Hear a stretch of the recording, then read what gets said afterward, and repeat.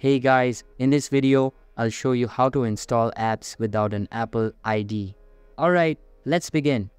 First, open the Settings app on your mobile device and scroll down a little bit. Access the Screen Time feature and then tap on the Content and Privacy Restrictions tab from the bottom. Now, choose the iTunes and App Store feature and select Don't Require.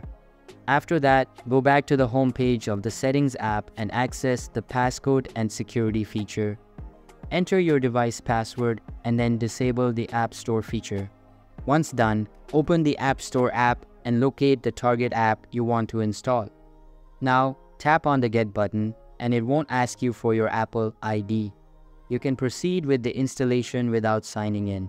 So that's basically how you can install apps without an Apple ID. And that's it for this video. If you find this helpful, consider subscribing and giving this a big thumbs up. Thanks.